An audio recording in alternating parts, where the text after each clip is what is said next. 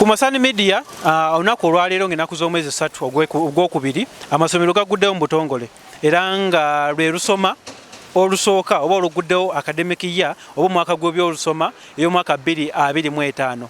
Osoma n'olugenza okugulawo ng'ebibuuzo eby'ekibiina ekyomusanvu byafulumye wabula ng'eby'ekibiina siniya ey'okuna ne siniya ey'omukaaga bye bitannaba wabula nga tukutambuzaako masomero ag'enjawulo okulaba butya embeera bwetandise amasomero turn-up ebadde etya agali galina turn-up etya nga gaggalawo era olwaleero bafunye turn-up etya basuubira ki era nga masomero agamu balaga nti abaana oba oliawo bazze nga bali mu 60%. Then amasomero agamu gagamba turn-up eri wansi okuza ku kiradde basuubira era nga mu nsonga y'emu ne bakubiriza abazadde okulaba nti Bunnambiro bakomyawo abaana batandike okusoma nga bwe bakyagenda mu maaso n'okuba nti bawenja fees. Ebiseera ebisinga ekiremesa abazadde okuba nti baleeta abaana ku ssomero kwe kwekwasa requirements n'ebigendera wabula abakulira amasomero n'abagaddukanya bategeezezza nti abazadde bakomyewo abaana ku masomero batandike okusoma kubanga kijja kuba kikwasa ennaku okunoonya fees ng'omwana ali waka atuuka okudda banne basoma atuuka okudda ku ssomero nga fees waali naye nga bingi bye bamusomyeko ate nga tasobola catching up nabyo. So bakubiriza okulaba nti mukomyawo abaana ku masomero basome ne bannaabwe bwe kimu kitambule bulungi. Byonna katubikolage ku Masani Media nga ebibadde. Amannya gange nze mukyala Nansikombi Sarah ndi omu ku ba deputies abataano wano mu Nkomeses. Ndi in charge of school welfare. I'm also heading the Department of Guidance and Counseling. I also handle students on bursary. Tutandise tuguddewo essomero lyaffe ery'Enkomeses. Enkomeses is a government institution eyimiridde ku musingi ogw'obusiraamu eri under the youth program. Olunaku olwaleero terutuyisiza bubi nnyo. Oluza abaana tebazze bangi nnyo kuba tulina abaana last year twakilozinga n'abaana 608 mu bana naye being the first day turn-up tebadde nnungi nnyo. Tusuubira nti enkya bajja kweyongera tuba tufunyewo abaana nga 105 olwaleero. N'ekirala senior ones now that selection yawedde tuli mu admission tuli ku admitting abaana abazadde mujje muleete abaana ku Nkomeses essomero lirimu youth. Twebaza president wa this country okubanga akwatirako abazadde basically sente ze tubasaba za porridge kuba tuwa abaana porridge. Nsigo Mastura Nancha Hajat lye linnya lyange ndi head teacher Nakaloke Senior Secondary School Mbale City. So nebaza abazadde abaana abatandinze up naye so far turn-up y'abaana ekyali wansi nnyo era kituforcinze abasomesa okukombininga classes abaana basobola okusomesebwa obulungi. So turn-up tukubiriza abazadde omulanga nti abaana okusoma bwe kubanga tutandise fe abasomesa we bali paka up to late timetable etandikirawo ku Monday naye abaana majority actually tuina just 20% of abaana betulina okubeera nabo wano 35,000 naye betulina olwaleero tebasusse na 1,500 abatandinze up. So ekitegeeza nti abaana bangi babadde bakyali mu byalo nga tebatendinze. So turn-up webadde ekyali lo engeri gye luli olunaku olusooka naye nga tukubiriza abazadde ereme kubeera nga nkola abaana babaleke naddala abadde scholars bajje nga mu ssomero kubanga boarding omuzadde ayinza okuba yeekwasa nti akyanoonya ebyetaagisa naye abaana abadde tubakubiriza bajje mu kusoma kubanga ate balaginga emabega kuba kati ebibayiseeko mu nnaku zino olwaleero ennaku ze batasomye ate omusomesa tagenda bibaddiramu. So all times kibawo obuzibu okukola ki okutambulira wamu ku peezi yemu ne bannaabwe baba bamisinga kinene kuba kati Assalamu alaikum warahmatullahi wabarakatuh. Amanya nze Nayigaga Sauda nga ndi head teacher w'essomero lye tulimu kati Nakaluka Islamic Secondary School. Tuguddewo officially leero nga 3 omwezi ogwokubiri. Tuguddewo leero olusoma olusooka era nga alhamdulillah turn-up simbi nnyo okusinziira nga bwemanyi abazadde bange. Abaana tulina twakilozinga last year n'abaana bali 760 naye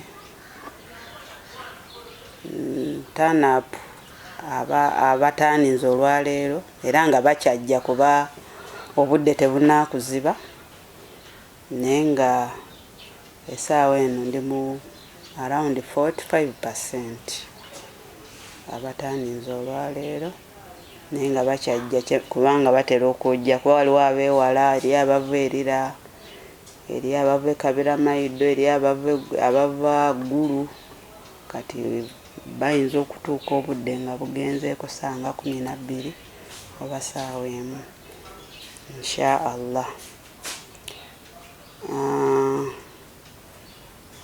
Kusoma kutandise bulungi era abasomesa nabo batandise app era abayizi abaripootinze basomye era n'essaawa eno bali mu bibiina bali kusoma. Yeah, thank you so much. I'm called Waswa John, the head teacher Masaba Primary School and the chairman head teacher association in Mbale City. I want to inform you that my school here is almost a model school in the whole Nakaluka, the former Nakaluka, the mother Nakaluka. By the time I closed last year, I closed with the enrollment of 2,047 children. Today, day one, I have 950 children. Almost 60% of the children have what? Have turned up. And yet, P1s, we have just started recruiting them. And I expect to recruit over 250 P1 what? The children. Because this year I intend to have 300 children. Because those who did not measure to go to P2 after discussing with their parents, they were about to around 50 out of 350 what? 350 children. So when you get the 250 plus 50, then this year I'm likely to have 300 children what? In the P1. So we want to control, to reduce a number a bit, so that we're in position to have a number that we can consume, that we can manage to accommodate, so that they're in position to learn and write very well. Yes. I also want to tell you that we had the 106 children who sat for PLOE, and I want to tell you that all of them have passed on the government sponsorship to go and have secondary education, to go Division 2, 2 go Division 1, 88 go Division 2, and 16 go Division 3. And my worst child got 27. So that is, that gives us, together with members of management, to strategize for this year.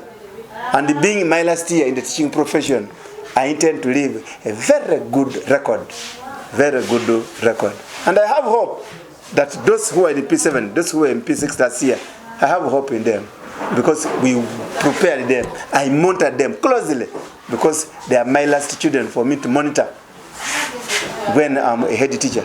Because towards the end of this year, I will be retiring. So I want to retire and leave a very good record. 2, I also want to leave a system on the ground that even if they pick a classroom teacher to come and head the school, for the coming 3 years, they must maintain the passing of what? Of the children.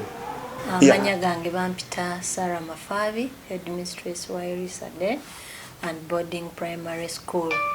Lero lunaku olutandise mu mwaka okugula officially nga government we yalembeka, era ndi musanyufu nnyo okulaba nga lutandise bulungi n'abaana baffe bazze ku ssomero.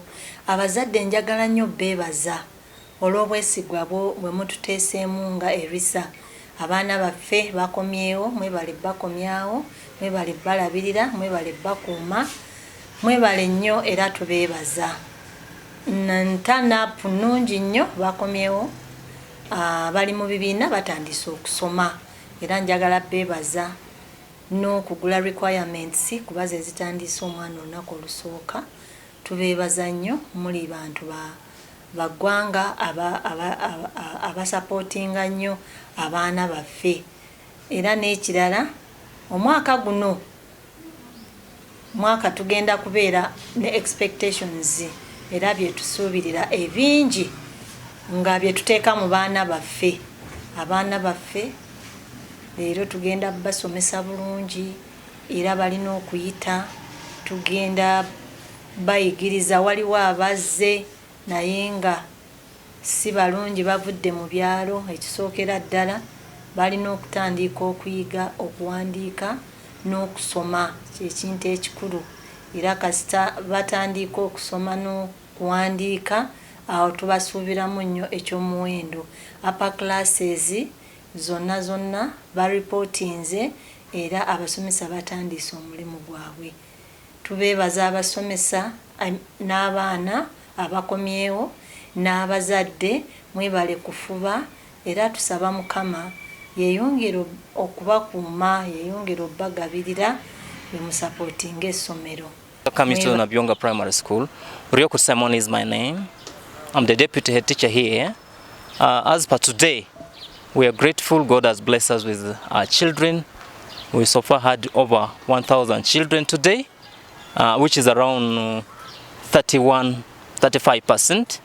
Because last year in the close, we had 3,288 when we closed.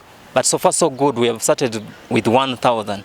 And we expect the coming, in fact by Friday, we could be in 2,000. Because most of the classes today, we're receiving more parents today, which is so good for us. And I would just love to encourage the parents outside there who are still holding on their children to come over so that we benefit, so that they can benefit from them.